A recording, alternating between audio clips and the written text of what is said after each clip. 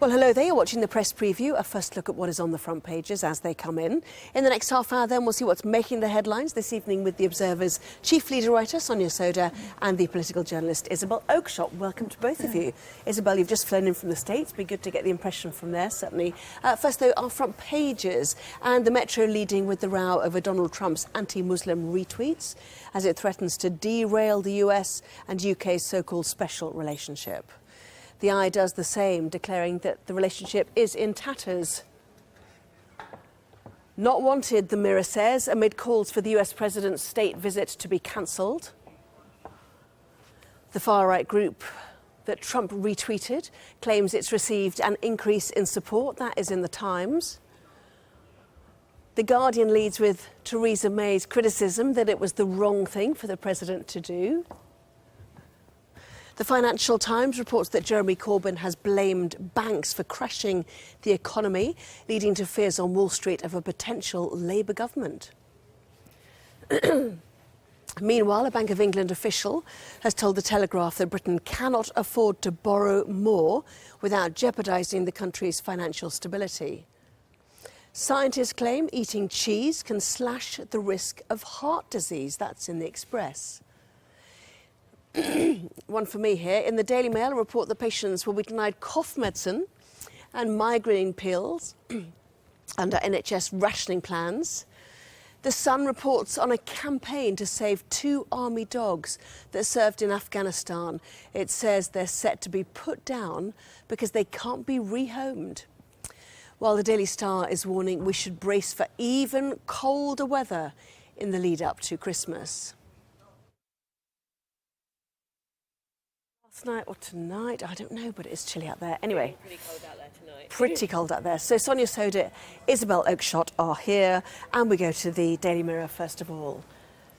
Yeah, there's a fantastic front page by the Daily Mirror. Not wanted, Donald Trump in the UK. So this has really kicked off, hasn't it? You mentioned earlier that I've just come back from America, and actually the story isn't really playing that big out there. It broke much more within the time frame for the media last night, but they're not that bothered there. But here, everyone's gone nuts over it, and not surprisingly, really, his retweeting of this quite extreme video material was obviously pretty ill-judged. But they in America, like presumably the president, don't understand what Britain First is and the significance of it here. I think that's right, and imagine that few people there would understand the connection with the murder of the MP Jo Cox, which clearly makes this so much more sensitive.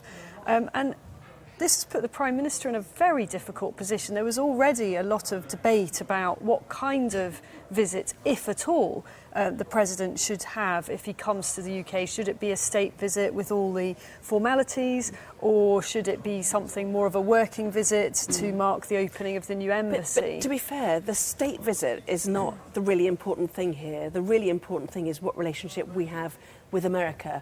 Have we just blown it? Because he's not going to change his views.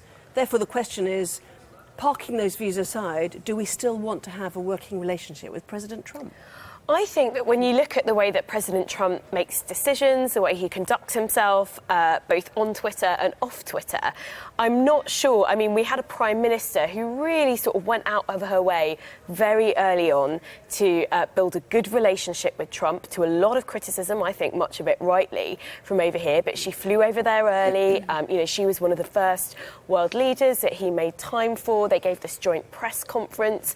So I just think that after Donald Trump tweeted that material from Britain First, a really far-right group here, Theresa May could not but respond. And I think she should have actually probably responded in much stronger terms than she did. And then once she'd done that, once her spokesperson had said that the British government, thought it was wrong for Trump to have retweeted this material, he then directly addressed her on Twitter, basically telling her how to sort of manage internal, British domestic affairs. So do you think if Jo Cox wasn't killed by somebody who shouted Britain First, not a member of Britain First, but shouted it, do you think she would have felt less compelled to respond? Was it because a British MP was killed in that context, do you think? I think that adds to the context, but no. I think the content of those videos, I think who they came from, I think the track record of the group Britain First, I think Theresa May had to say something. So I don't think it was just that. But then we get headlines like this: special relationship in tatters. I think we've got a that's dubious just relationship with nonsense. Look, Europe. Do you think just, it is? it's just rubbish. I mean, the special relationship, there's an awful lot of nonsense Allies in talked crisis, about it says. It's nonsense. The special relationship fundamentally is a defence relationship. It is diplomatic, yes, but where America needs us, I mean, and I don't use that word lightly, needs, but they need us politically for military engagement. And of course, they've got the kit to do stuff themselves, but they want the cover of a junior ally, and it is Britain, time and again, that goes into partnership with America. Also, on the level of intelligence sharing and through the so-called Five Eyes community of intelligence sharing, we remain America's most trusted partner. So I think this is nonsense. It's very easy to whip up a splash like that, get a few talking heads to say, oh, it's all a disaster. It isn't. This is just Trump riffing. It's terrible riffing. It has consequences, as many people have pointed out. Casually retweeting that kind of stuff can have real human consequences. But is it going to radically alter the special relationship? Of course it's not. And I do think that if you look at the way that Trump has conducted himself, he does fire off these sorts of missives on Twitter all the time. But there are people in the administration who take a much more balanced, longer-term approach. Yeah. And I'm sure there are going to be people working in his administration who sort of see this as potentially problematic, potentially dangerous, who will be looking to kind of offset the effects that it might have had on the diplomatic relationship with Britain. I quite liked the Matt cartoon down the bottom of the Telegraph, which is the daughter number 10 with some, with a wobbly red carpet put on. This should keep Trump away. We know he has a phobia about slopes, which was the reason apparently why he grabbed Theresa May's hand outside the White House, didn't it? So and I think Theresa May is in a very difficult position now, sort of diplomatically. There is a lot of political pressure on her to call off the state visit. So, as you say, that may not be the most important immediate thing, but it is what campaigners are focused on. And she did offer up that state visit very early on behalf of the Queen, and it's very difficult for her to revoke it now. But I personally think there are real questions about... I don't think she should revoke it myself. I think she should, I think it would be mad to have it now, clearly, in the next few weeks or months, but that wasn't on the cards anyway. I think there was a suggestion there might be one sometime early in the new year. I think it will have to be delayed, but absolutely it should go ahead. It's not for us to judge, whether America has chosen the right president. He is their president. We need to nurture that relationship. But look at how the Telegraph is reporting this, the backstory of what she was saying today. It's effectively cancelled anyway. There is no Donald Trump coming to the UK in the foreseeable future. Well, I mean, if you read into the detail of that, it is rather that there isn't a set date, and there wasn't one anyway. So it's not been cancelled. That's a rather a cheap headline, that. Inside the Express, May refuses to axe Trump trip despite his anti-Islam drive. Well, there which you is go. Exactly You've got the what opposite you were saying headline. Yes, exactly. Yeah. Exactly. There yes, is... you want to say, sorry, yes. Oh, beneath that, there's this lovely little story about Donald Trump. When he first sort of addressed Theresa May on Twitter, he actually tweeted to the wrong Theresa May, who has just 6 followers. And he was quite surprised, I think, to receive all the attention that she did.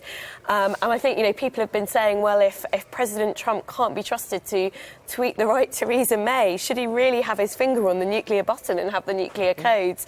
But it's kind of a bit of an amusing... Like he's the real Donald Trump. She should now put, the real the Theresa unreal May. Theresa May. The wrong fake one should say Theresa the real May. one. Exactly. Let's move on to other matters, shall we? No doubt that one will continue. I just want to show you the pictures, actually, while we're talking of Donald Trump out today. Festive cheer outside the White House, turning on what's called the national Christmas tree. I think the baubles are done by artists, aren't they? They represent each state. Here he is arriving with his wife, Melania. As you say, this is not playing so big in America. He loves to taunt people. He loves to get involved, doesn't he? Some people are saying he's doing this deliberately, retweeting these right-wing videos, certainly. But some great pictures today, which gets us in the festive spirit, even whatever we think of Donald Trump right now. Absolutely. So, Telegraph, warning about debt. Up the top there, what's the story about? So this is somebody on the Bank of England's committee essentially warning, I think this is quite sort of over the top, but saying that, if the deficit gets any more out of hand, if Britain's debt goes up more, it raises the risk of a Venezuela-style collapse. And I think it really depends at what angle you come from at this issue and what your sort of personal belief about economics is. So some people would argue, yes, if we borrow more, that's going to jeopardise the economy further. My personal take on it is interest rates are low. We've got a massive productivity crisis in Britain, which means that, it's very hard to see where the growth is going to come from. We really need more investment in capital, in R&D. And actually, I think government should be borrowing to sort of incentivise companies to invest in that sort of stuff. So I think, there are different ways of coming at this. I think there will be people on the Bank of England committee with very different views. So I think this is someone setting out their stall here. Well, you'll notice I'm rather quiet here. That is because I'm mindful that Sonia has an economics degree among her 2 degrees. So she does know more about economics than I do. So there's a balance, isn't there? How much was Labour's But I disagree with her. fund? By the way, I disagree with her because, as a Conservative, I'm instinctively in favour of less borrowing rather than more. And actually what you didn't mention is your usual thing about, we should be spending more on public services. And I do think that too. Yeah, we know you do. I think that the issue is whether or not there is a price to pay later on for this, excess, as I would see it, borrowing, and whether future generations are going to have to pay that price. So, yes, what I was going to ask, apologies, was 25 billion was what Philip Hammond announced in the budget in terms of extra spending. How much was Labour's in their manifesto? How much was their investment fund? Can you remember? Was it 250 billion? Yeah, there was quite a large figure, I think. None of us remember. The point being... That's a John McDonnell answer, that yes, is. Yeah. I'm channeling John McDonnell. That's what iPads are for, isn't it? The point is, what's an acceptable figure for you between 25 billion and, let's say, 250 billion for the sake of us now checking? This is a bit harsh. Well, I feel sorry for Sonia being put on the spot with this If I was running the country, and, let's face it, it might be a possibility one day. No, I mean, I think the question isn't about the... I'm giving you a real politician's answer now. Yes. The question isn't really about the amount, it's what you spend it on. And I think if it's getting spent on infrastructure, on subsidising business investment, on public services that bring long-term returns, so for example, investing more in our NHS should improve productivity because you've got less workers taking time off sick. Investing in our children's skills now should improve productivity in the future. So I think if you're spending it on the right things, we should be spending a lot more. This is dazzling. It's dazzling. Yeah. She's obviously in the Soda wrong job. economics. She's way better. She's way better than most of the Labour front bench. Bring her on. Still to come, this one here. It's cold out there, isn't it? We will have that in just a moment. Well, welcome back. You're watching the press preview with me this evening, Sonia Sodha and Isabel Oakeshott. A couple of stories about health rationing, as miserable as it sounds, certainly. There is the inside pages of the Daily Express. Oh, up the top. I shall bring it down. I thought I had. Knee and hip ops may be limited in this cash crisis. So a couple of papers have got stories about measures that the NHS is going to have to take in order to try to balance the books. It's a big struggle, always harder in winter. And the suggestion is that some trusts are now going to start, cutting back on procedures. In a sense, this isn't new. A lot of NHS trusts have been doing this anyway. And, we've had these conversations before about, the extent to which patients should be encouraged or even forced to meet certain health indicators before they have those procedures. So if they're very overweight, for example, the outcomes aren't as good for hip operations or knee replacements. So I think that, by necessity, a lot of trusts are going to be imposing those limits more strictly. And I'm sure we'll see weights going up. And, it was one of the good things under the Labour administration that they did bring down under Tony Blair. They did bring down waiting lists quite dramatically, actually. But some said that's, they speeded up when you saw a consultant, therefore you were effectively off the waiting list. Well, so there's an element of fudge, I did study in this. I was a health correspondent and I did look at it quite closely, and I wasn't in no way sort of primed to be favourable to Labour over that. They did make a genuine difference to waiting times. There were people waiting for a year previously. Yeah. And actually a lot of those targets have now been dropped. That, to some extent they were distorting clinical priorities, but it would be a shame if things slipped back so far as they had been before so much effort was put in. And meanwhile, the Daily Mail, NHS rations prescriptions. They're talking about heartburn remedies, cough medicines, migraine pills, cold sores, athlete's foot, that sort of thing. Yeah. We should or should not pay for them. What do you think? Well, I think we should, and I think particularly if you're talking about a condition like migraine, for example. I mean, migraine can be absolutely excruciating, take you out of action for 3 days if you suffer from bad migraines. So the idea that the NHS isn't going to pay for your treatment, I think, is especially if you can't really afford a private prescription yourself, is really quite frightening. People who don't pay for prescriptions wouldn't pay for these either, would they? So It's already targeted. It's a little bit of a funny story, this, because cough medicines, I mean, there are very few, and you probably know this because you're a cough sufferer. There aren't that many prescription cough medicines. There's about one, having had coughs the last couple of years, there's only really one super kind of turbocharged cough medicine that you can get. Other than that, you're just looking at over-the-counter stuff anyway. And, as for painkillers, they're often cheaper to get the generic ibuprofen or paracetamol from the chemist than it would be to pay for a prescription. I think this is really the NHS getting quite desperate. So everyone in the NHS was waiting with bated breath for the budget to see how much cash the Chancellor put up. Now, there was some, but not enough, not as much as the NHS said it needed.